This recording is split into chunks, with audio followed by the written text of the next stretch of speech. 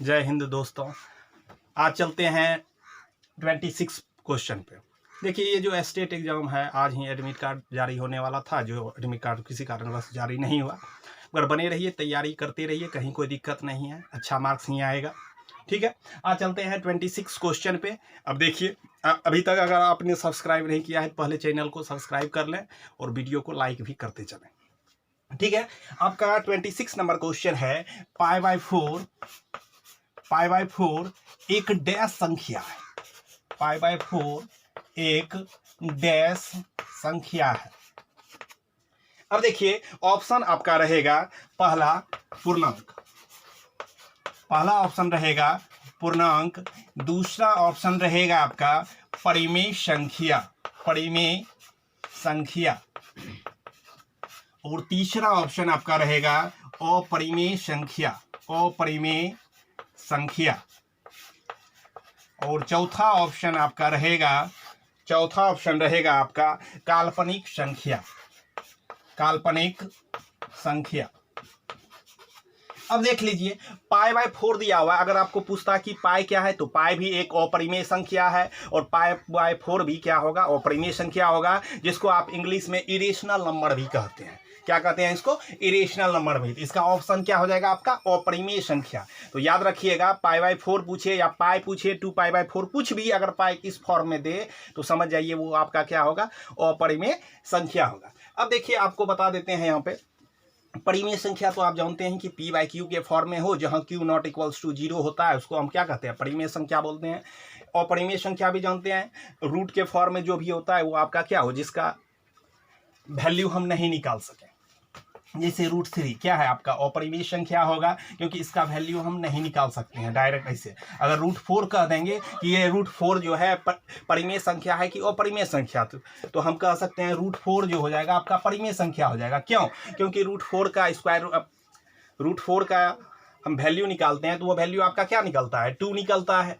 तो याद रखिएगा कि इस तरह से पाई बाय 4 एक क्या है? अपरिमेय संख्या है। अब देखिए, इस पर क्वेश्चन क्या क्या पूछता है वो भी देख लेते हैं। पहला आपको ध्यान में क्या रखना है, ध्यानपूर्वक याद रखिएगा कि एक परिमेय संख्या, एक परिमेय संख्या, एक परिमेय संख्या और अपरिमेय संख्या, अपरिमेय संख्या, एक परिमेय संख्या और अपरिमेय संख्या का योग और अंतर, योग और अंतर सदैव जो है अपरिमेय संख्या ही होगा। एक अपरिमेय संख्या होती है, अपरिमेय संख्या होती है। देखिए, ये भी ऑब्जेक्टिव में बहुत बार क्वेश्चन पूछता है, ध्यानपूर्वक रखिएगा। एक परिमेय संख्या दिया हुआ है, दूसरा आपको अपरिमेय संख्या दिया हुआ है, पूछेगा कि इन दोनों का योग क्या होगा। तो याद रखिएगा, अगर एक परिमेय संख्या दिया हुआ है, दूसरा अपरिमेय संख्या दिया हुआ है, तो उन दोनों का योग भी क्या होगा आपका? अपरिमेय संख्या ही होगा। अगर एक परिमेय संख्या दिया हुआ है, दूसरा अपरिमेय संख्या, दोनों का पूछ रहा है कि अंतर क्या होगा, तो वो भी हमेशा क्या होता है? अपरिमेय संख्या ही होता है। अब देखिए, ध्यानपूर्वक याद रखिएगा, एक और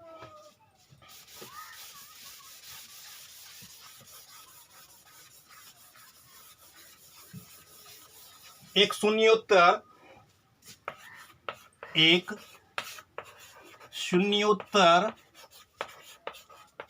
परिमेय, एक शून्योत्तर परिमेय संख्या और एक अपरिमेय संख्या, एक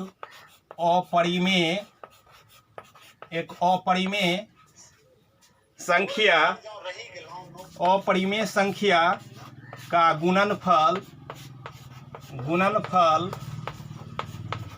और भागफल, गुणनफल और भागफल या गुणनफल या भागफल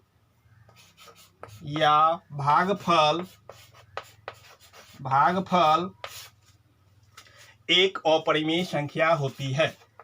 एक अपरिमेय संख्या होती है। देखिएगा ध्यानपूर्वक याद क्या रखिएगा कि एक शून्योत्तर परिमेय संख्या आपको दिया हुआ, एक अपरिमेय संख्या दिया हुआ, कहेगा कि दोनों का गुणनफल क्या होगा, तो दोनों का गुणनफल भी अपरिमेय संख्या होगा। अगर कह देंगे कि दोनों का भागफल क्या होगा, एक परिमेय संख्या है एक अपरिमेय संख्या, तो दोनों का भागफल भी जो है आपका एक अपरिमेय संख्या ही होगा। अब देखिएगा ध्यानपूर्वक, इसी में आगे क्या क्या पूछ सकता है। अब देखिए आगे आपका पूछ देगा क्या, आपको दिया हुआ है कि x बराबर पी वाई क्यू, एक मान लेते हैं कि परिमेय संख्या है, ये परिमेय संख्या पी वाई क्यू के फॉर्म में लेते हैं। परिमेय संख्या जो होता है आपका पी वाई क्यू के फॉर्म में होता है, जहां पे q नॉट इक्वल्स टू क्या होना चाहिए, 0 होना चाहिए, तभी हम कह सकते हैं वो परिमेय संख्या है। और याद रखिएगा कि q का वैल्यू, अगर q का वैल्यू 2 पे पावर n इंटू 5 पे पावर m हो, q बराबर 2 पे पावर n, मतलब डिनोमिनेटर जो हो, मतलब हर जो हो उसका, अगर उसका हम गुणनखंड तोड़ते हैं, अगर वो फैक्टर उसका 2 पे पावर n इंटू 5 पे पावर m के रूप में है, तो याद रखिएगा कि x का दशमलव जो होगा वो क्या होगा, आपका प्रसार, x का दशमलव प्रसार जो होगा वो शांत होगा। x का दशमलव प्रसार जो होगा वो आपका क्या होगा, शांत होगा। तो याद रखिएगा अगर कोई फैक्टर अगर पी वाई क्यू के फॉर्म में है तो q नॉट इक्वल्स टू 0, तो एक परिमेय संख्या हो गया आपका। याद रखिएगा अगर नीचे वाला उसका गुणनखंड टूट रहा है 2 पे पावर n इंटू 5 पे पावर m के फॉर्म में, तो याद रखिएगा अगर इस फॉर्म में नहीं टूट रहा है तो वो आपका हो जाएगा अशांत आवर्ती होगा, मगर अगर ये टूट रहा है तो x का दशमलव प्रसार जो होगा वो आपका क्या होगा, शांत होगा। अब देखिएगा इसी पे अगला क्या याद रखना है, आपको याद रखना है अगर ये x बराबर पी वाई क्यू के फॉर्म में है, ठीक है, अब q जो है अगर इस फॉर्म में 2 पे पावर n और 5 पे पावर m के फॉर्म में रूप में नहीं रहे, मतलब ये q का जो है अभाज्य गुणनखंड जो हम तोड़े हैं इसको, ये फॉर्म में नहीं आए, 2 पे पावर n और 5 पे पावर m के फॉर्म में अगर आपका नहीं आता है, तब ऐसे कंडीशन में x का हम दशमलव प्रसार पूछेंगे। x का दशमलव प्रसार क्या होगा, तो याद रखिएगा कि x का दशमलव प्रसार जो होगा आपका अशांत होगा। क्या होगा, अशांत आवृत्ति का होगा, अशांत आवृत्ति का होगा, अशांत आवृत्ति का होगा, क्योंकि x बराबर P by Q, q not equals to 2 पे पावर n इंटू 5 पे पावर m, x का दशमलव प्रसार जो होगा वो आपका अशांत आवृत्ति का होगा। अब देखिए इसी पे अगला क्वेश्चन देखिए, अब देखिए क्वेश्चन नंबर 27। क्वेश्चन नंबर 27 आपका क्या कह रहा है, ध्यानपूर्वक रखिएगा। क्वेश्चन नंबर 27 है कि 13 पे पावर 1/5 मल्टीप्लाई 17 पे पावर 1/5 का मान क्या होगा, का मान क्या होगा, क्या होगा। आपका ऑप्शन दिया हुआ है, पहला ऑप्शन है आपका दिया हुआ 13 पे पावर 2/5, दूसरा ऑप्शन आपका दिया हुआ है 17 पे पावर 2/5, तीसरा ऑप्शन आपका दिया हुआ है 221 पे पावर 1/5 और चौथा ऑप्शन जो आपका दिया हुआ है 13 मल्टीप्लाई 17 पे पावर 1/5, 13 मल्टीप्लाई 17 पे पावर 1/5। अब देखिएगा यहां पे अगर देखिएगा, अगर मान लेते हैं ऐसा दिया हुआ है, तो ये भी आपका देखिए यहाँ पे क्या है, इसका पावर दोनों का सेम है, बेस दोनों डिफरेंस है। अगर इस टाइप का कोई क्वेश्चन आ जाता है 13 पे पावर 1/5 मल्टीप्लाई 17 पे पावर 1/5, तो क्या करते हैं, बेस को मल्टीप्लाई कर देते हैं और पावर क्या दे देते हैं 1/5। यहाँ पे देखिए ये भी ऑप्शन आपका सही हो जाएगा, 13 मल्टीप्लाई 17 पे पावर 1/5। और आगे क्या करेंगे, जब इन दोनों का प्रोडक्ट करेंगे तो क्या होगा, 221 पे पावर क्या हो जाएगा 1/5। तो आप ये भी लिख सकते हैं, आपका थर्ड और फोर्थ दोनों ऑप्शन सही हो जाएगा। यहाँ पे हम ऐसे इनमें से कोई देते, मगर यहाँ पे ऑप्शन आपको दोनों दे दिए, तो याद रखिएगा इस फॉर्म में भी अगर आपका आंसर यहीं अगर छोड़ देता है तो आप ये भी ले सकते हैं, अगर इस फॉर्म में दे तो आप ये भी लिख सकते हैं। अब देखिए इस पर क्वेश्चन कैसा कैसा पूछ सकता है, तो ध्यानपूर्वक देखिएगा। 13 पे पावर 1/5 मल्टीप्लाई। अब देखिए इसका कुछ रूल बता देते हैं। इस पर जो क्वेश्चन है आपका, रूल क्वेश्चन है आपका। अब देखिएगा पहला ध्यानपूर्वक इसका प्रॉपर्टीज देखिएगा कि x to the power m multiply x to the power n।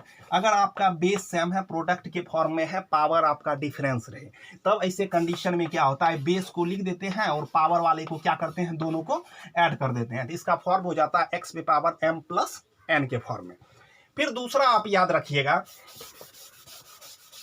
अगर आपका form x to the power m बटे x to the power n, अगर इसका इन दोनों का बेस, इसको बेस बोलते हैं, इसको पावर डिग्री बोलते हैं, ठीक है। अगर इन दोनों का बेस सेम रहे और पावर डिफरेंस रहे तो बेस बेस ही रह जाता है, ऊपर वाले पावर में क्या करते हैं, नीचे वाले पावर को माइनस कर देते हैं। तो x to the power m by x to the power n बराबर क्या हो जाएगा, x to the power m minus n हो जाता है। तीसरा कंडीशन आप याद क्या रखिएगा, तीसरा कंडीशन आपका हो जाता है कि x to the power m पर पावर आपका n दिया हुआ हो, तो याद रखिएगा बेस तो बेस ही रख देंगे, अगर पावर पे पावर कितनों दिया रहे तो क्या हो जाता है, वो मल्टीप्लाई हो जाता है। तो कहने का अर्थ है इसको हम क्या लिखेंगे, mn लिखेंगे, x to the power mn। x पे पावर m पे पावर क्या होगा आपका n हो जाए तो इसको लिखेंगे x to the power mn। अब देखिएगा कंडीशन क्या, ये तो हो गया। अगर इसी पे आपको ऐसा पूछ दे कि x टू दी पावर 0 का वैल्यू क्या होता है, किसी पर भी पावर अगर वैल्यू 0 है तो उसका वैल्यू आपका क्या होगा, 1 होगा। और अगला कंडीशन आप क्या देख लीजिए कि अगर आपका a to the power x है और इधर भी है a to the power y, मतलब दोनों का बेस सेम है, अगर पावर आपका डिफरेंस है, अगर दोनों का बेस सेम है, इक्वल के फॉर्म में है, पावर डिफरेंस है, तो ये क्या होगा, जब जो कंपेयर करते हैं पावर जो है वो पावर के इक्वल हो जाएगा। x बराबर आपका वैल्यू क्या हो जाएगा, y, अगर ऐसा कंडीशन है।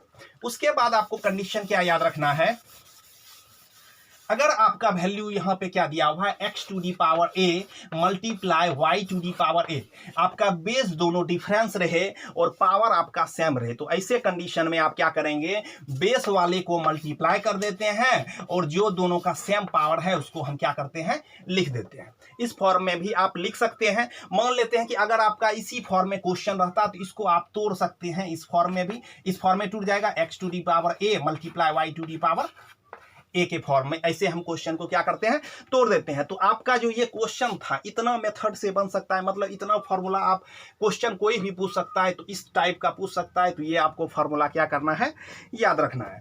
अब आगे चलते हैं, अब आगे चलते हैं क्वेश्चन नंबर 28। अब देखिए 28 नंबर क्वेश्चन क्या कहता है कि 77/210 एक डैश संख्या है, एक डैश संख्या है। अब देखिए इसका ऑप्शन दिया हुआ रहेगा आपको, पहला दिया रहेगा कि शांत संख्या है, दूसरा ऑप्शन दिया रहेगा कि प्राकृत संख्या है, तीसरा ऑप्शन आपको दिया रहेगा अशांत संख्या है, और चौथा ऑप्शन आपका दिया रहेगा कि पूर्ण संख्या है, पूर्ण संख्या है। अभी तुरंत आपको बताए थे कि अगर कोई परिमेय संख्या p/q के फॉर्म में हो, अगर कोई परिमेय संख्या p/q के फॉर्म में हो, यहाँ परिमेय संख्या आपका क्या है, p/q के फॉर्म में है, और क्या बताए थे, कोई भी परिमेय संख्या होगा जैसे 77/210, यहाँ पे आपको क्या बताए थे कि शांत होगा कि अशांत होगा, इसके लिए आपको बताए थे कि q का जो फैक्टर होना चाहिए वो 2 पे पावर n इंटू 5 पे पावर m के फॉर्म में होना चाहिए। अगर कोई इस फॉर्म में फैक्टर टूट जाता है तो वो शांत हो जाएगा, अगर इस फैक्टर में कोई नहीं टूट रहा है तो वो आपका क्या हो जाएगा, अशांत हो जाएगा। तो क्या करते हैं, नीचे वाले का अभाज्य गुणनखंड निकाल लेते हैं। तो 210 को हम फैक्टर तोड़ते हैं, पहले 2 से डिवाइड करेंगे तो 105, फिर क्या करेंगे 3 से डिवाइड करते हैं तो 35, फिर क्या करेंगे 5 से तो 7। यहाँ आप कंडीशन क्या देख रहे हैं कि 2 पे पावर 1 मल्टीप्लाई 3 मल्टीप्लाई 5 मल्टीप्लाई 7 के फॉर्म में आ रहा है, मगर आपको कंडीशन क्या बताए थे, q बराबर 2 पे पावर n इंटू 5 पे पावर, इन्हीं दो कर्म के फॉर्म में आना चाहिए, मगर यहाँ पे क्या आ गया, अदर दो संख्या भी आ गया आपका, एक आपका 3 भी आ जाता है, दूसरा आपका संख्या क्या आ गया, 7 भी आ जाता है। तो ऐसे कंडीशन में हम क्या करते हैं, आपको बताए थे, ये तो फॉर्म आपका q बराबर इस फॉर्म में नहीं आया, अगर इस फॉर्म में अगर संख्या आपका नहीं आ रहा है, क्योंकि ये तो आ रहा है मगर ये दोनों भी भी आ गया बेसी, तो इससे हम कह सकते हैं कि ये जो होगा परिमेय संख्या, ये होगा अशांत परिमेय संख्या। अगर सिर्फ इसी फॉर्म में रहता, 3 और 7 नहीं होता, यही फॉर्म रहता, तब हम कह सकते थे ये कि शांत आवृत्ति के फॉर्म में है। ऐसे हम इसको क्या कहेंगे, ये अशांत आवृत्ति है। अब चलते हैं question number 29।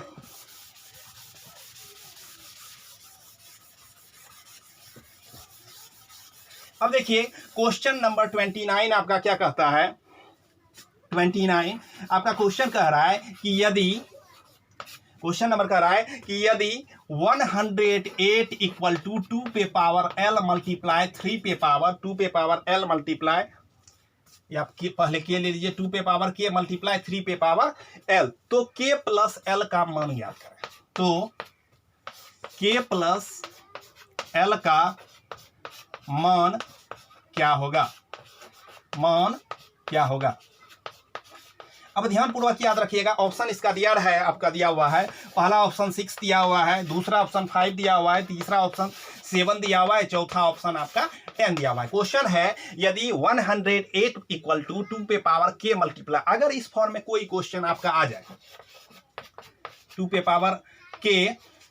Power k multiply 3 पे पावर l के फॉर्म में कोई क्वेश्चन आपका आ गया है, तो पहले क्या करेंगे, इधर वाले का अभाज्य गुणनखंड में तोड़ देंगे। तो 108 का हम तोड़ देते हैं फैक्टर, तो क्या होगा, ये 5 54, फिर 2 से 27, फिर 3 से 9, फिर 3 से 3, तो आपका इसका जो फैक्टर आ गया 2 का स्क्वायर मल्टीप्लाई 3 का क्यूब इक्वल टू 2 पे पावर k मल्टीप्लाई 3 पे पावर l।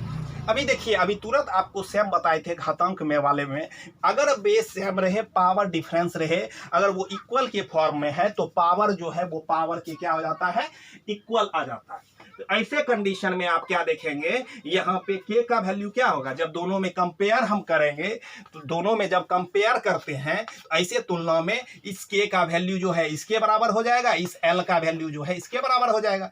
तो k का वैल्यू आपका 2 हो गया और l का वैल्यू आपका 3 हो गया। क्वेश्चन में कह रहा था कि k प्लस l का वैल्यू निकालिए, k प्लस l का वैल्यू निकालिए। तो ऐसे कंडीशन में क्या होगा, 2 + 3 आपका 5 आ जाएगा। तो आपका ऑप्शन क्या हो जाएगा, सेकेंड नंबर, इसका वैल्यू क्या हो जाएगा, ऑप्शन सेकेंड नंबर। तो याद रखिएगा, यदि आपको दिया हुआ है कि 108 इक्वल टू 2 पे पावर k मल्टीप्लाई 3 पे पावर l, तो k प्लस l का मान निकालिए। तो इस कंडीशन में इस तरह से हम क्वेश्चन को क्या करेंगे, निकाल लेंगे।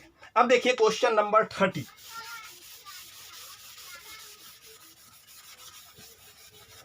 अब क्वेश्चन नंबर चलते हैं 30।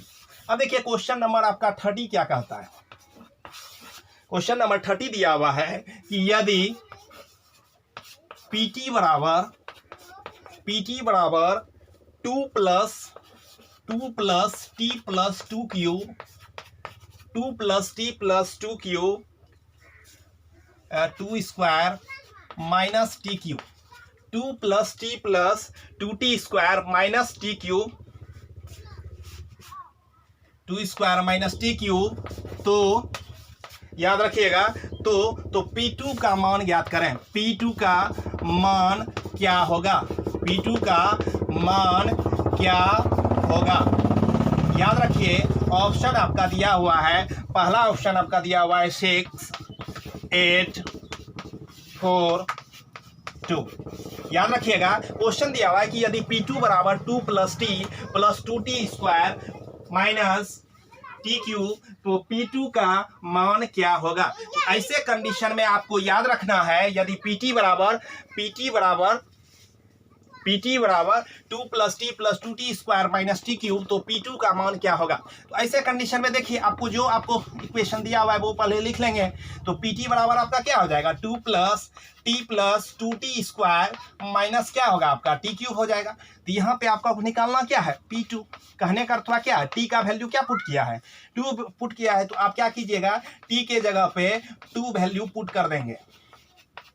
तो आप क्या देख रहे हैं, क्या होगा, 2 + 2 2 2 जाए 4 2 8 -8 और +8 कैंसिल हो गया, 2 + 2 4। तो ऑप्शन नंबर आपका 3 हो जाएगा। यहाँ पे क्या होगा, ऑप्शन नंबर आपका 3 हो जाएगा। अब चलते हैं question number 31। Question number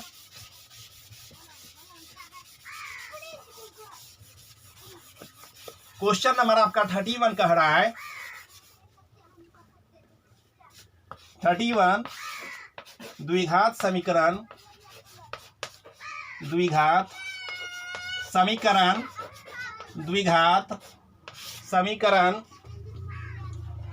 LX square plus MX plus N equal to zero के मूल वास्तविक और बराबर होंगे, के मूल वास्तविक और बराबर होंगे, मूल वास्तविक और बराबर होंगे। अब देखिएगा, याद रखिएगा, ऑप्शन आपका दिया हुआ है m square minus 4ln greater than 0। फिर दूसरा ऑप्शन आपको दिया हुआ है m square minus 4ln less than 0। फिर तीसरा ऑप्शन आपका दिया हुआ है m square minus 4ln greater than equal to 0। फिर चौथा ऑप्शन आपका दिया हुआ है m square minus 4ln less than equal to 0। आपका क्वेश्चन दिया हुआ है क्या कि द्विघात समीकरण LX square plus MX plus N equal to 0 के मूल वास्तविक और बराबर है होंगे, तो ऑप्शन आपका दिया हुआ क्या होगा। अब देखिएगा ध्यानपूर्वक, तो ऑप्शन नंबर आपका क्या हो जाएगा 3 होगा, m स्क्वायर माइनस 4n। देखिए d ग्रेटर देन 0, तो अगर d ग्रेटर देन 0 होता है तो इसका मूल वास्तविक और असमान होता है, बराबर भी दिया हुआ है तो d greater than equal to 0 होगा। तो ऐसे कंडीशन में वो क्या होगा, वास्तविक भी होगा और बराबर भी होगा। अब देखिए इस पर क्वेश्चन क्या क्या पूछता है, तो ध्यानपूर्वक याद रखिएगा, इस पर और क्वेश्चन आपका क्या क्या डाल सकता है। अब देखिएगा कंडीशन आपका दिया हुआ है, ध्यानपूर्वक देखिएगा याद कि ax square plus bx plus c equal to 0। कोई भी द्विघात समीकरण जो होगा उसका जो पावर घात जो होगा वो क्या होना चाहिए, 2 होना चाहिए। इसका फॉर्म जो होगा ax square plus bx plus c equal to 0। याद रखिएगा एक्स स्क्वायर के कोफिशिएंट को a कहते हैं, x के कोफिशिएंट को b कहते हैं, और कांस्टेंट टर्म जो है आपका c होगा। इसमें देखिए क्वेश्चन कैसे कैसे पूछता है। पहले आपको या तो विवेचक निकालने के लिए कह देगा, विवेचक निकालिए, या इसी का दूसरा नाम है विविक्त कर भी है, विविक्त कर भी है। फिर तीसरा आपका कंडीशन, इसी को डिस्क्रिमिनेंट डी भी कहते हैं, और इसी का इंग्लिश में कहते हैं डिस्क्रिमिनेंट, डिस्क्रिमिनेंट। इसका वैल्यू होता है बी स्क्वायर माइनस 4ac। क्या होता है इसका formula, B square minus 4ac। इसका वैल्यू होता है आपका बी स्क्वायर माइनस 4ac। अब देखिएगा ध्यानपूर्वक याद रखिएगा, हेलो ध्यान याद रखिएगा, देखिए इक्वेशन क्या पढ़े थे, ax square plus bx plus c equal to 0। अब देखिए इस क्वेश्चन पे चलते हैं, इसका सारा सॉल्व कर देते हैं, कहीं आपको दिक्कत नहीं हो। अब देखिए पहले इसमें क्या निकाल लेते हैं, डिस्क्रिमिनेंट निकाल लेते हैं, बी स्क्वायर माइनस 4ac, जिसको हिंदी में विवेचक या विविक्त कर या डिस्क्रिमिनेंट या डी कहते हैं। यहाँ पे x का वैल्यू निकालना है, तो x का वैल्यू होता है फार्मूला माइनस b, क्योंकि जो वेरिएबल रहता है उस वेरिएबल का यहाँ वैल्यू निकालते हैं। कहने का अथवा x वेरिएबल है तो x का वैल्यू निकालेंगे, तो minus b plus minus root under D by 2a। ठीक है, याद रखिएगा ध्यानपूर्वक। पहला कंडीशन इसमें क्या है आपका, d ग्रेटर देन 0 पूछेगा कि इसका मूल का प्रकृति क्या होगा। अगर d डिस्क्रिमिनेंट का वैल्यू 0 से ग्रेटर देन है तो याद रखिएगा इसका दोनों भिन्न जो होगा वास्तविक मूल होगा। क्या होगा, वास्तविक होगा और असमान होगा, वास्तविक और असमान होगा और समान होगा। फिर दूसरा कंडीशन याद रखिएगा, जब d का वैल्यू 0 के बराबर हो जाएगा तो इसका मूल वास्तविक होगा और बराबर होगा, वास्तविक होगा और समान होगा, और समान कहिए या बराबर कहिए, वास्तविक होगा और समान होगा। तीसरा कंडीशन आप याद रखिए, अगर d लेस देन 0 होगा तो इसका कोई मूल नहीं होगा, इसका क्या होगा, कोई मूल नहीं। ऐसे कंडीशन वाले को फिर क्या करते हैं, 11th में जब हम कॉम्प्लेक्स नंबर पढ़ेंगे तो वहां पर इसको बनाते हैं। ठीक है, ऐसे कंडीशन में तो आप याद रखिएगा, इस पर क्वेश्चन जो आपका पूछ सकता है यही पूछ सकता है। अब चलते हैं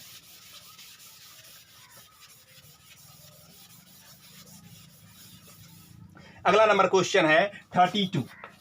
पूछ रहा है क्या, निम्नलिखित में कौन बहुपद है? निम्नलिखित में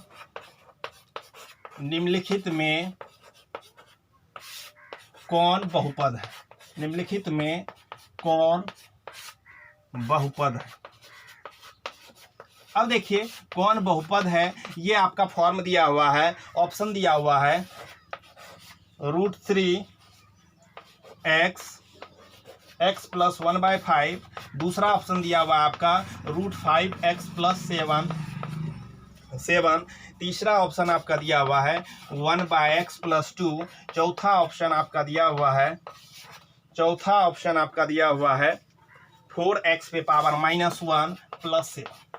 अगर ऐसा कंडीशन रहे, आपको पूछे बहुपद, याद रखिएगा कि कोई भी बहुपद होगा जिस फॉर्म में, वो लीनियर के फॉर्म में हो या द्विघात के फॉर्म में हो या त्रिघात के फॉर्म में, किसी में फॉर्म में होगा, तो याद रखिएगा कि उस वेरिएबल पे पावर नहीं होना चाहिए।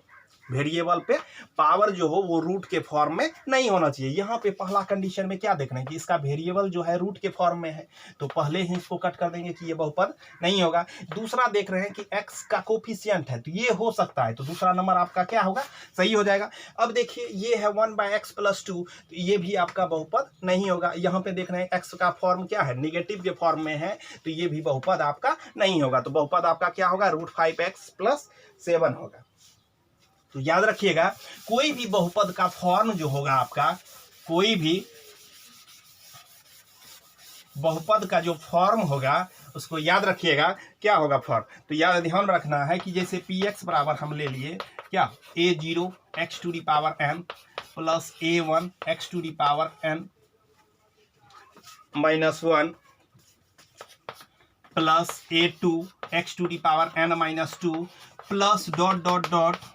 याद रखिएगा an, कहाँ तक जाना है, ये कंडीशन an तक जाना है। तो ये आपका क्या होता है, एक पोलिनोमियल बहुपद का एक फॉर्म होता है। अब इसमें भी बहुत फॉर्म है। पहला है आपका लीनियर पोलिनोमियल, जिसको हम रैखिक बहुपद भी कहते हैं, जिसका डिग्री 1 हो, जिस इक्वेशन का डिग्री 1 हो उसको हम क्या बोलते हैं, जिसपे मतलब कहने का अर्थवा घात 1 के बहुपद को लीनियर पोलिनोमियल कहते हैं। इसका इक्वेशन जो होगा ax + b के फॉर्म में होता है, ठीक है। इस पे मैक्सिमम जो पावर हो, डिग्री जो हो वो 1 हो, तो वो आपका क्या हो जाएगा, लीनियर पोलिनोमियल। दूसरा आपका होता है क्वाड्रेटिक पोलिनोमियल, दूसरा आपका होता है क्वाड्रेटिक पोलिनोमियल। तो याद रखिएगा क्वाड्रेटिक पोलिनोमियल के फॉर्म में होगा, कहने का अर्थवा इसको हम बोलते हैं द्विघात बहुपद। इसका जो जनरल फॉर्म होता है ax² + bx + c के फॉर्म में होता है। कहने का अर्थवा जिस पर मैक्सिमम डिग्री क्या हो, 2 हो, ऐसे वाले को हम क्या बोलते हैं, क्वाड्रेटिक पोलिनोमियल। कहने का अर्थवा द्विघात बहुपद कहते हैं, ठीक है। तीसरा याद रखिएगा क्यूबिक पोलिनोमियल, जिसको हम त्रिघात बहुपद भी बोलते हैं। क्यूबिक पोलिनोमियल जिसको हम त्रिघात बहुपद कहते हैं, इसका फॉर्म होता है ax³ + bx² + cx + d के फॉर्म में, जहां पे याद रखिएगा कि x³ का जो कोफिशिएंट होगा वो कभी 0 के बराबर नहीं होना चाहिए। यहां पर भी याद रखिएगा कि x² का जो कोफिशिएंट होगा वो भी 0 के बराबर नहीं होगा। जैसे ही 0 हो गया तो ये पूरा समाप्त हो गया, तो ये आपका लीनियर इक्वेशन के फॉर्म में आ जाता है। तो याद रखिएगा आप क्यूबिक पोलिनोमियल का ax³ + bx² + cx + d = क्या होगा, a0। अब देखिएगा कुछ और कंडीशन आपको बता देते हैं। अब देखिएगा जैसे क्वाड्रेटिक पोलिनोमियल ही दिया हुआ है, क्वाड्रेटिक पोलिनोमियल। अब देखिएगा इसका इक्वेशन आपको बताइए ax² + bx + c के फॉर्म में होता है। अगर इसमें आपको बोल दे कि सम ऑफ जीरोज निकालिए, सम ऑफ जीरोज मतलब शून्यकों का योग निकालिए, सम ऑफ जीरोज निकालिए, या हिंदी में कहिएगा शून्यकों का योग निकालिए। कहने का अर्थवा अल्फा + बीटा निकालिए, तो इसका फॉर्मूला हो जाता है -b/a। कहने का अर्थवा क्या, इसका फॉर्मूला हो जाएगा minus coefficient of x bye coefficient of x²। तो याद रखिएगा अगर सम ऑफ जीरोज की बात करें, alpha + beta -b/a coefficient of x bye coefficient of x², coefficient of x²। अब अगर आप देखिएगा प्रोडक्ट ऑफ जीरोज निकालने के लिए कह दे, मतलब शून्यकों का गुणनफल निकालने के लिए कह दे, प्रोडक्ट ऑफ जीरोज, तो याद रखिएगा इसका फॉर्मूला हो जाएगा C बाय ए। कहने का अर्थ आपका क्या हो जाएगा, constant term by coefficient of x square. तो याद रखिएगा कि अगर आपका प्रोडक्ट ऑफ जीरोज निकालने के लिए कह दे C बाय ए, तो क्या हो जाएगा, constant term by coefficient of x square आपका हो जाएगा। फिर आगे आप याद रखिए कि अगर आपका वैल्यू निकालने के लिए कह दे ए एक्स स्क्वायर, अगर अल्फा और बीटा आपका मूल दिया हुआ है, ठीक है, अगर आपको इक्वेशन बनाना है कि क्वाड्रेटिक पोलिनोमियल का इक्वेशन बनाइए, तो फॉर्मूला होता है x square minus sum of zeros into x plus product of zeros. कहने का अर्थ इसका फॉर्मूला होता है आपका x square minus alpha plus beta into x plus alpha beta. ये आपका फॉर्म में आ जाएगा। तो याद रखिएगा क्वाड्रेटिक पोलिनोमियल का अगर फॉर्म दो आपका जीरोस दिया हुआ है, अल्फा और बीटा दिया हुआ है, आपको फॉर्म कहे कि क्वाड्रेटिक पोलिनोमियल बनाइए, तो इसका इक्वेशन हो जाता है x square minus alpha plus beta into x plus alpha beta. अब चलते हैं क्यूबिक पोलिनोमियल के बारे में भी बताते हैं। तो क्यूबिक पोलिनोमियल में देखिए क्या होता है,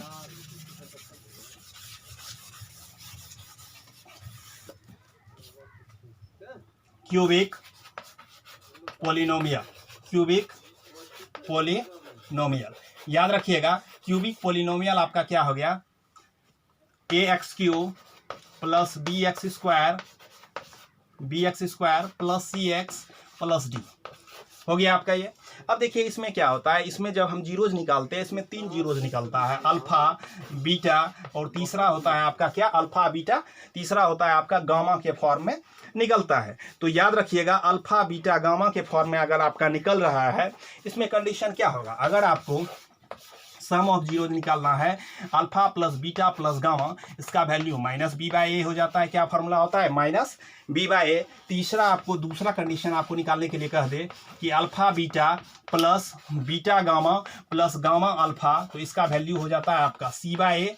और तीसरा कंडीशन आपको कह दे कि अल्फा बीटा गामा निकालिए, अल्फा बीटा गामा निकालिए, तो इसका फार्मूला हो जाता है माइनस डी बाई ए। तो याद रखिएगा क्यूबिक पोलिनोमियल में अगर क्यूबिक पोलिनोमियल का इक्वेशन कहेगा तो इस फॉर्म में होगा A X cube plus B X square plus C X plus D के फॉर्म में, जहां पे ए नॉट इक्वल्स टू 0 होना चाहिए।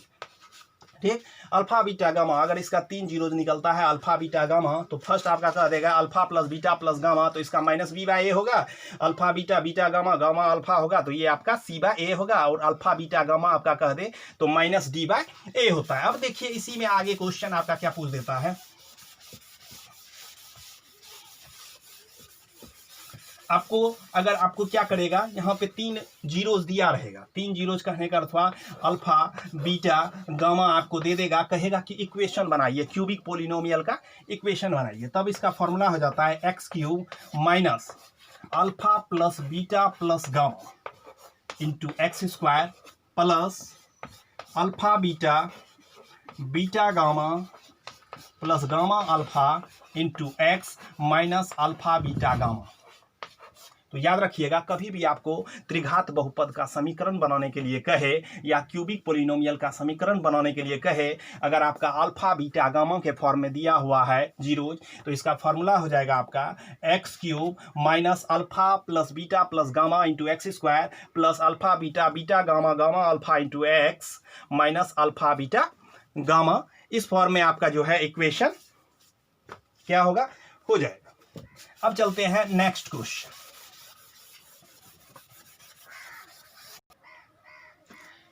ठीक है मित्रों, इससे क्या होगा, देखिए पढ़ाई बेकार आपका नहीं जाएगा, जो भी आप पढ़िएगा वो आपके लिए फायदेमंद ही है, एग्जाम हो या नहीं हो।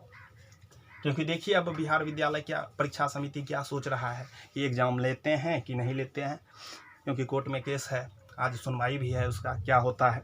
तो ठीक है मित्रों, मिलते हैं फिर आपका नेक्स्ट वीडियो में। तो क्या करना है, इसी तरह से आप पढ़ते रहें, कहीं कोई प्रॉब्लम नहीं है। टोटल क्वेश्चन जो है हम जितना अच्छे से सोचें कि आपको समझा सकें। अभी तक मैं कम से कम जो है 32 क्वेश्चन तक चले हैं। कल फिर चलेंगे 33 क्वेश्चन पे। फिर मिलते हैं नेक्स्ट वीडियो।